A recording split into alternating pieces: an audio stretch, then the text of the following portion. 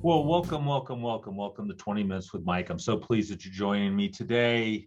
I've got a very interesting topic to talk about today, and I think that you'll find that this really is pretty applicable to all of us, even though we don't all consider ourselves having mental health issues. But this being Mental Health Month, and depression being probably the number one mental health issue that we're confronted with in this country, I wanted to talk a little bit about that today.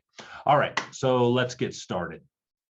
All right, as I indicated, this is Mental Health Month in May, and depression is probably the number one mental health issue that we address, or that we're seeing specifically in this country. And for attorneys in particular, mental health issues are a real deal. Now, we as attorneys tend to really push those things down. I don't have any problems, but studies done by the American Bar Association and other like organizations have found that attorneys are one of the most unhappy professions in America.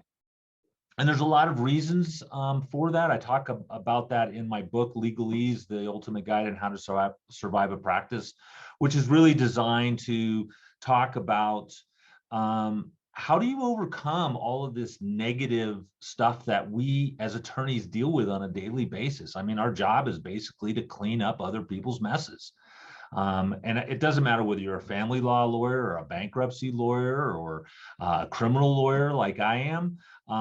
Generally, we're dealing with issues that we didn't cause, and that we're getting into after the incident has occurred. Now, sometimes our clients are not at fault, but even in those circumstances, I find that a lot of times people have just put themselves in a position where they're being accused, or they're, have treated people poorly in a way that facilitated allegations being made against them. So what I really want to talk about today is, how do you stay calm in these times of unrest? How do you deal with these issues without really getting, just completely bummed out all the time? So let's talk about some of the things that actually impact us and cause these negative reactions. I mean, we've got physical and environmental issues, right? Here I am in New Mexico, in Santa Fe, and literally all around us in all the mountains, there's these raging fires. We've had unbelievable winds that just keep fanning these fires.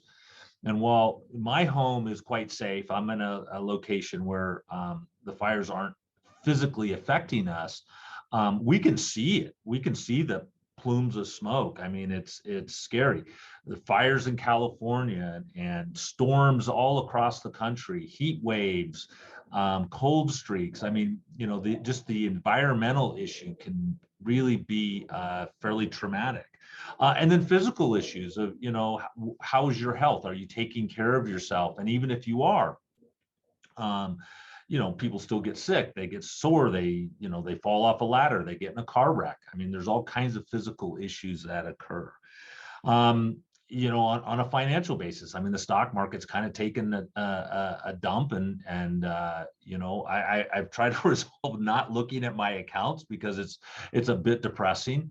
The stock market's an interesting thing because you really shouldn't, if you're in for the long haul, if you're not a day trader, if you're in for the long haul, you got to just let it sit, because it will come back. But there's a lot of indicators to suggest that there's going to be a major correction, and it may be a while. Inflation, we're all feeling inflation. The price of gas, the price of commodities, the price of fruit, the price of food. I mean, everything is going up, and the supply chain. I mean, it's things just aren't going to be as available. We're looking at, you go into the stores and you look on the shelves, and there's just things that aren't there. And they'll tell you that they're not going to be there for a substantial period of time. And that can be pretty, that can bum you out. Recognize that you really need to plan. Lisa just bought a car, a used car, one, because we think that where we are, we needed that, but also with the idea that the availability for the kind of vehicle that we wanted may not be there, and the price of cars just keeps going up and up. So we made a decision, even though we had hoped not to buy a car for a while, that given all of these factors, it made sense to do it. Just the divisiveness of politics right now. In the course of my lifetime, and I think politics has always been divisive, but it's more divisive now than I ever remember it. And that can if you watch the news every day, that can really bum you out. I've just personally decided not to watch because I'm not, there's nothing I can do about it. And I just find it to be very divisive and very depressing. The pandemic, right? I think a lot of us have started to move more into, back to normal of not wearing masks or whatever. But I would say we are not out of this. As winter starts coming on, will we get another strain, and then the whole, divisiveness and things about the vaccinations and, boosters and which company and, there's just a lot of stuff going on. So, if you put all that together and you spent, time, really mulling it over, it could really bum you out. And if you weren't already depressed, and you start thinking along those lines, you could certainly fall into that hole. So what do you do about it? Well, I believe that the most important thing is that you've got to focus on what you actually have control over. I don't have control over the environment. That's not to say that I can't do my part of, not driving any more than I need to, getting a fuel efficient vehicle,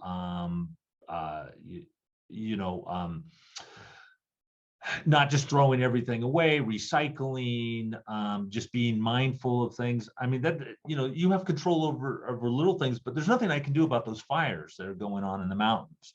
There's nothing I can do about the weather at this juncture. So, recognizing that, what do you have control over? There's not much I can do about the stock market, except for how I react to it. There's not much I can do about politics, or the pandemic. On a day-to-day basis. What I have control over are two things, and only two things. I have control over what I think and what I do. And that's really what I want to talk about, today, is that if you come back to understanding that the only thing that you have control over is what you think and what you do, and the results of that are really out of your control. There's a couple things. One, you give yourself a little bit of freedom. Recognize that you don't control everything. You don't control other people for certain. Try controlling your kids. Try controlling your partner, your spouse. Try controlling your mother-in-law, right?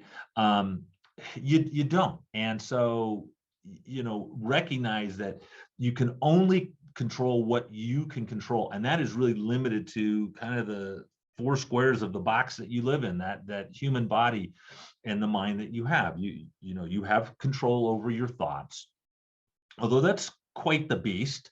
And I'll talk about that in a minute. And then you have control certainly over your actions. So, let's talk about thoughts. Now, I have been a meditator for many, many years, and it's a very, very important part of my daily routine. It's generally the very first thing that I do when I get up. And despite the fact that I've been doing it for many, many years, there's still a monkey brain going on. I could be sitting, tranquilly, focused on my breath, and then, thoughts just kind of stream in. And you learn through meditation to, just kind of recognize it. Oh, there's a thought. Okay. And just let it go, as opposed to, like latching onto it. But what my point is that even, someone who's been meditating for a very long period of time, and I as a matter just based on time, I think I'm fairly effective at it in that it helps me.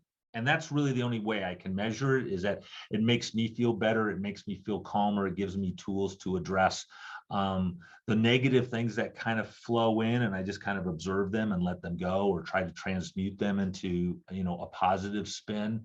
It's super windy and it's hurting the fire. Well, okay, how do I put a positive spin on that? How do I, try to adjust that?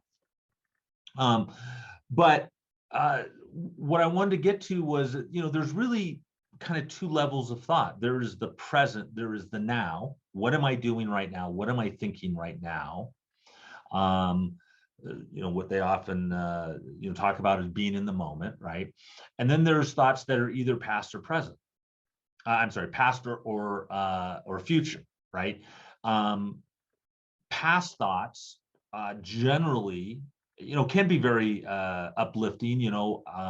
Behind me, for example, you look over my shoulder there, over that shoulder, there's a picture of me completing a 24-hour solo mountain bike race, and I won. And why do I put it there? Because it reminds me of something that I did that was really, really hard, really, really tested me. And it's a reminder that, I can overcome things.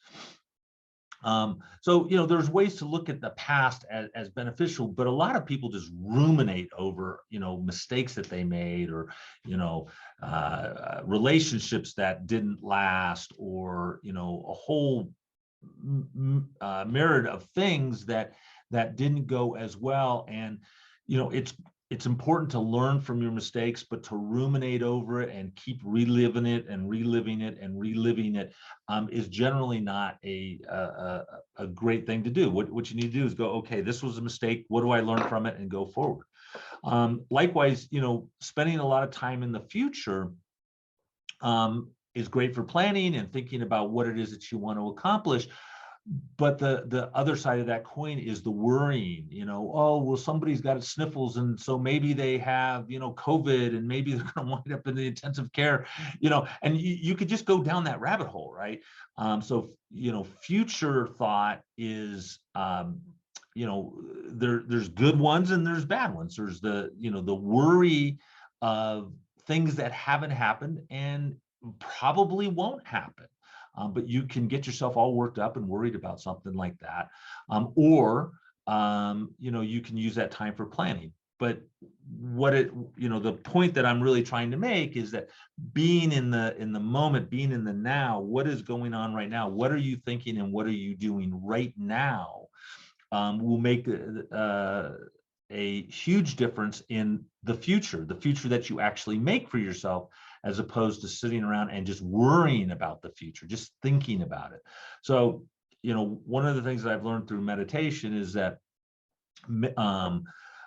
focus on future or focus on past generally is not terribly helpful. There is good information there, and you want to learn from your mistakes and you want to plan for the future.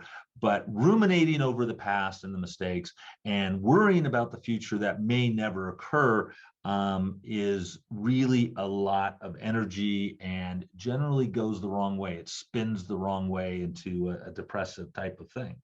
And then there's the, positive and negative thoughts, right?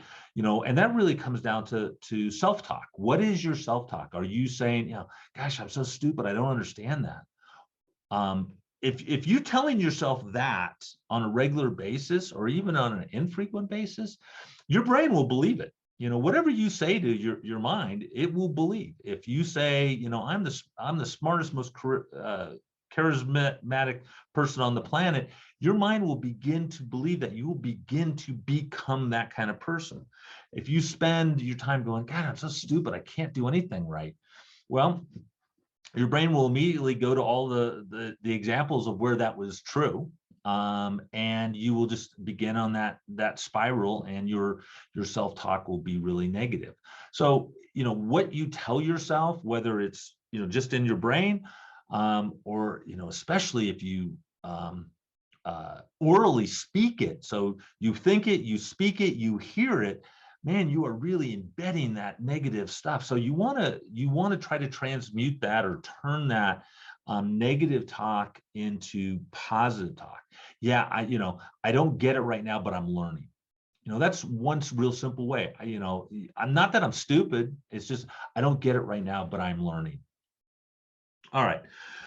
What's the other thing that you control besides your thoughts? And that's your actions. What do you do? And one of the main things, I inherently believe that people are good and that they want to do the right things. But a lot of times people make mistakes because they don't think it all the way through. They don't think about what they're going to say and how it's going to impact the person that they're telling it to. So things like gossip, stuff that gets posted on Facebook. I mean, my daughter the other day got all upset because something was posted on Facebook that really touched a chord with her. And my belief is that it had nothing to do with her. I could be wrong about that. Maybe it was somebody who was trying to really needle her in some fashion, but the truth of the matter was it probably had nothing to do with her.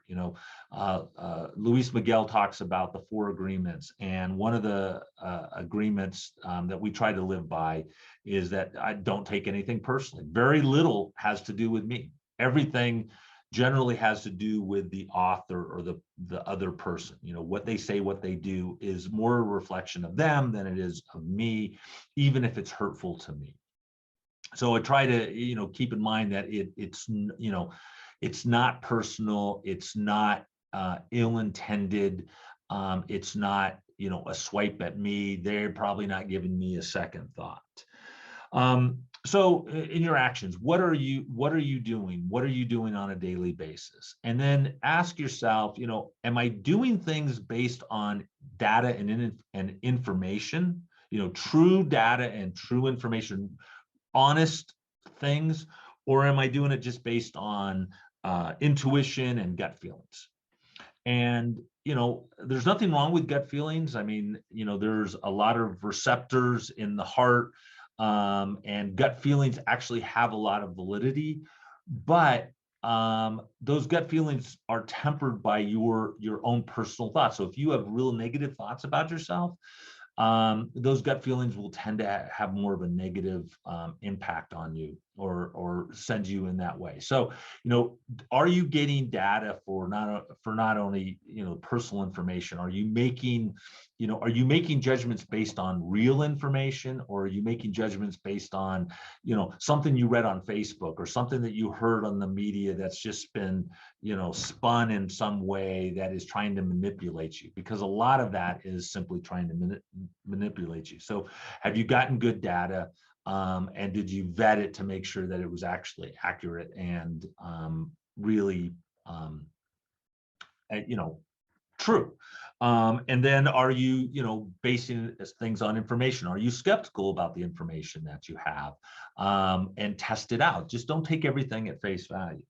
So I'm coming up to the end of the 20 minutes. I always promise that I only do 20 minutes, but I really wanted to, take advantage or not take advantage, talk about, these issues that I think directly deal with this endemic of depression that we, as a society suffer from.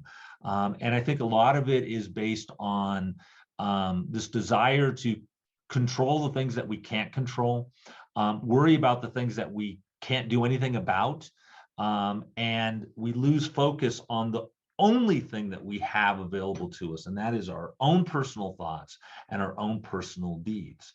And if, again, to speak of the 4 agreements, the 4th agreement is to do your best all the time. And if you do your best all the time with a clean heart and good intentions, normally you will get the best outcome. And you won't have control over that outcome, but at least you can feel good that you did your best. You did it with a clean heart, and with good intention. It wasn't designed to hurt other people, and you will find that as a benefit. All right, well, there goes my crow. We have a giant crow that lives in the tree right outside of our house, and he sounds just like that. In any event, I hope you all find this helpful. I hope this has given you some things to just think about. And you know, my hope for everyone is to understand what you control. Don't worry about the things that you don't control, and approach every task with the mindset that you're going to do your very best. And when things happen, don't take them personally. All right, everybody. I hope you all have a great day. And just remember, be grateful for what you have and be willing to work for what you want. All right, y'all take care.